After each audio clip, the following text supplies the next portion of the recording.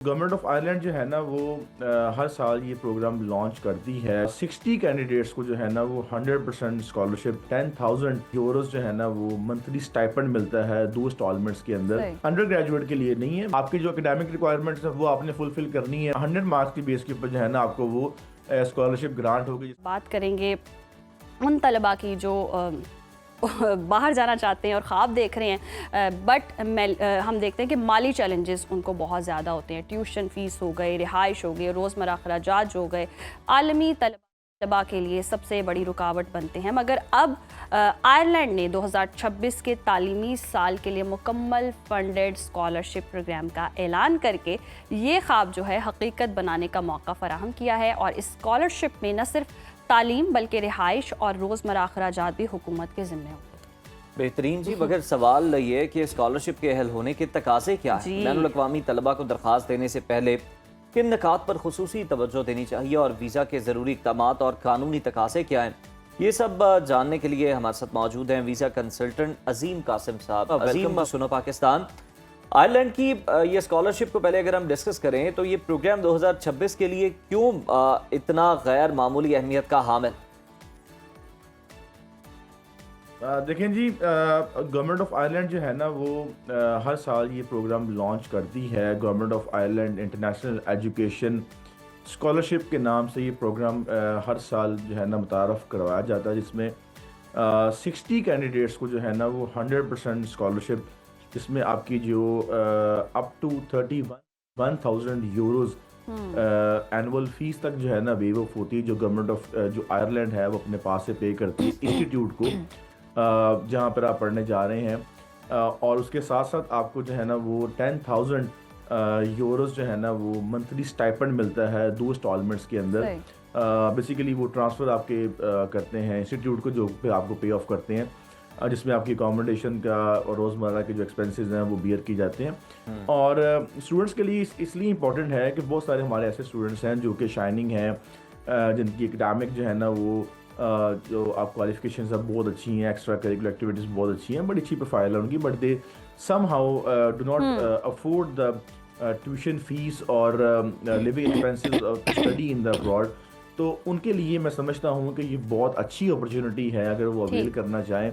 और दो के there are limited seats, but Azim, जैसे कि आप बता रहे हैं कि अच्छी अपॉर्चुनिटी है, तो ये स्कॉलरशिप किन बैनुल-अक़वामी तलबा के लिए दस्तयाब है? देखिए, this is not available for the यूरोपीय यूनियन स्टूडेंट्स, और जो यूके के स्टूडेंट्स हैं उनके लिए अवेलेबल नहीं है, बेलारूस यूक्रेन के लिए अवेलेबल नहीं है। This is only for the students outside these territory, जो मैंने नाम लिए, पाकिस्तान भी है, इंडिया भी है, other than these destination countries, जिसमें आपका यूरोपीय यूनियन जो है ना वो इसमें एलिजिबल नहीं है, आपका बेलारूस एलिजिबल नहीं है, आपका रशिया यूक्रेन एलिजिबल नहीं है। बाकी जितने भी कंट्रीज़ हैं वो एलिजिबल हैं, पाकिस्तान, इंडिया, बांग्लादेश, श्रीलंका, बाकी तमाम कंट्रीज जो है ना वो एलिजिबल है इस स्कॉलरशिप के लिए। सही। अजीम, स्कॉलरशिप किस तालीमी सतह के लिए है? मतलब under graduate, post graduate, MS और PhD प्रोग्राम्स किन के लिए? बेसिकली जो NQF 9-10 है, नेशनल क्वालिफिकेशन ऑफ फ्रेमवर्क, जो आयरलैंड का है जी, ये उनके लिए जो है ना स्कॉलरशिप है, जिसमें आपका masters by research, masters by course work, आपका पोस्ट ग्रेजुएट डिप्लोमा और PhD, ये 4 प्रोग्राम जो है ना फॉल करते हैं। अंडर ग्रेजुएट के लिए नहीं है, लेकिन NQF लेवल जो 9 और 10 है, इसमें आपके ये 4 प्रोग्राम्स आते हैं, इनके लिए जो है ना वो कैंडिडेट जो है ना अप्लाई कर सकते हैं। सही। अच्छा अजीम, ये भी बताएगा कि जो स्कॉलरशिप है हासिल करने के बाद स्टूडेंट वीज़ा के लिए किन दस्तावेज़ात और अहलियत के मयार की क्या क्या ज़रूरियात है? देखिए, when it comes to the scholarship, तो फिर आपने जब स्कॉलरशिप गेन कर लेनी होती है, उसके बाद आपने वीज़ा अप्लाई करने के लिए सिर्फ एक स्कॉलरशिप लेटर साथ लगाना होता है, फिर आपको डॉक्यूमेंटेशन की रिक्वायरमेंट नहीं होती, क्योंकि आपने स्कॉलरशिप हासिल करने के लिए तमाम के तमाम जो डॉक्यूमेंट्स हैं वो आपने गवर्नमेंट ऑफ आयरलैंड को और यूनिवर्सिटी को ऑलरेडी प्रोवाइड कर दिए होते हैं। इसमें आपकी फाइनेंशियल रिक्वायरमेंट तो वेव ऑफ होगी ना, क्योंकि आप स्कॉलरशिप के ऊपर जा रहे हैं। आपकी जो एकेडमिक रिक्वायरमेंट्स है वो आपने फुलफिल करनी है, वो तो ऑब्वियसली अगर आपके पास हैं तो फिर ही आपको स्कॉलरशिप मिला है, वही आपने जो है ना वीज़ा के वक्त साथ लगा देनी है। ठीक। जो फाइनेंशियल रिक्वायरमेंट्स होंगी, जो कि मोस्ट इंपॉर्टेंट पार्ट होता है किसी भी वीज़ा एप्लीकेशन का, खासतौर पे स्टूडेंट वीज़ा के अंदर, वो आपने अपलोड नहीं करने। उसमें जस्ट आपने वो जो गवर्नमेंट ऑफ आयरलैंड आपको स्कॉलरशिप लेटर इशू करेगी, इसमें वो ये ब्रीफ करेगी कि आपके सारे एक्सपेंसेस, आपका जो है ना स्टाइपेंड, हर चीज़ जो है ना वो कवर हो रही है। That is enough for your visa application along with your academic documents and your identity documents, जो कि आपका पासपोर्ट और ID कार्ड है। इसके अलावा आपने कोई डॉक्यूमेंट जो है ना वो सबमिट नहीं करवाना होता वीज़ा के वक्त। सही। अच्छा अजीम, टाइमलाइन के हवाले से भी बताइएगा कि ये जो आपने हमें तरीक़ेकार बताया, इसके अलावा टाइमलाइन क्या है?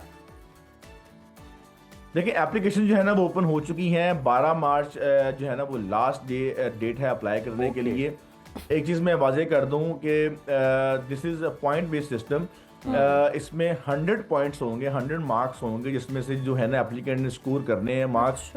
उन 100 मार्क्स की बेस के ऊपर जो है ना आपको वो स्कॉलरशिप ग्रांट होगी, जिसमें से आपके 45 मार्क्स जो है ना आपके एकेडमिक क्वालिफिकेशन के हैं, आपके एक्सपीरियंस के हैं, आपकी एक्स्ट्रा करिकुलर एक्टिविटीज़ के हैं। ठीक। 45 मार्क्स जो है ना वो आपके हैं स्टेटमेंट ऑफ पर्पस के, जो आपने सबमिट करवानी है गवर्नमेंट ऑफ आयरलैंड को कि भाई मुझे ये स्कॉलरशिप क्यों दी जाए। सही। और प्लस आपने ये एक्सप्लेन करना है कि how you will dedicate your time to promote the government of Ireland scholarship है। अब उसका जो फ्यूचर है वो लोगों को बताएंगे, और प्लस आप कैसे बेनिफिट होंगे आयरिश गवर्नमेंट के लिए और आयरिश सोसाइटी के लिए।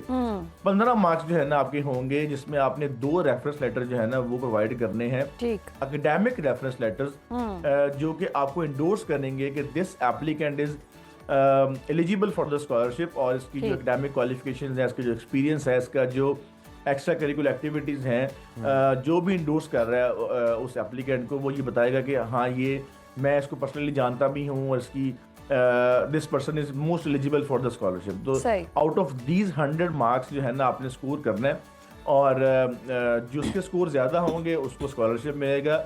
12 मार्च लास्ट डेट है। Before applying to the scholarship, जो चीज़ मोस्ट इंपॉर्टेंट है वो ये है कि सबसे पहले आपने अप्लाई करना है इंस्टीट्यूट लेवल पे जाके। आपने अपना ऑफर लेटर अपने हाथ में करना है। ऑफर लेटर जब तक आपके पास नहीं होगा आप स्कॉलरशिप के लिए अप्लाई नहीं कर सकते।